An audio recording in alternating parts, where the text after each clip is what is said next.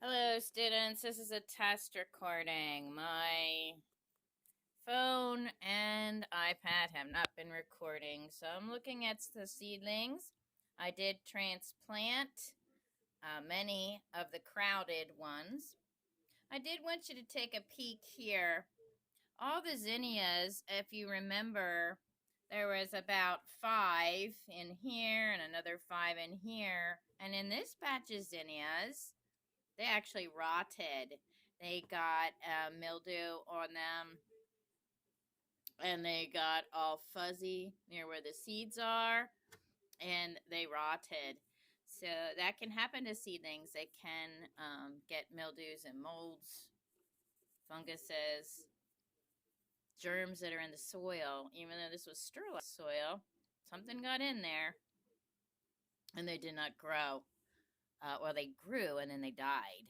You can see how they started to grow, but then they rotted at the base.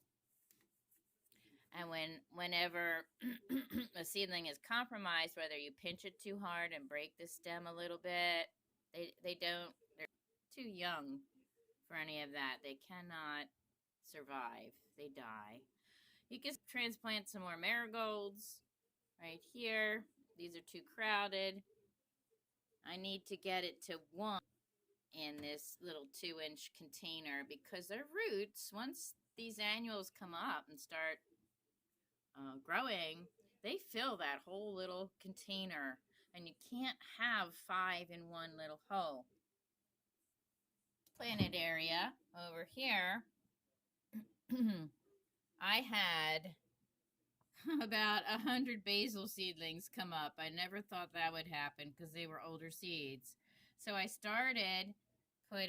put 3 in this butter dish.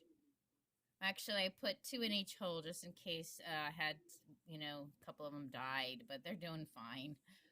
And I put 2 seedlings here. I'll have to make it 1. I'll see which one's the strongest. I did 3 in this little butter dish, and I'll have to make that just down to 2. And then this little yogurt container that I'm recycling, repurposing, that one I put 2, but I will have to make it just 1. I'm seeing after they're transplanted, I want to see how they do. The bush cucumbers are right here, and I had 2 growing up in each of those 2-inch cardboard pots. And I wanted to let you know they were flat. Oh my goodness, they were so thirsty a couple days ago. I missed watering them when they wanted it, I guess. And they did pop back up. When a plant starts looking real limp, it loses something called turgor pressure. All our cells need a certain amount to be happy of fluids in them. And these were flat down, but they did perk back up. I was really worried. These are more marigolds. I had a lot of marigolds come up, which is good. I want a lot of marigold plants. I put 3 in that butter tub. And back here, so I can wiggle these out by the poinsettia. I took water bottles, and I cut them in half, and I did some of that so that you could see how you can repurpose. And I have zinnias, and I think it's a beef tomato in there.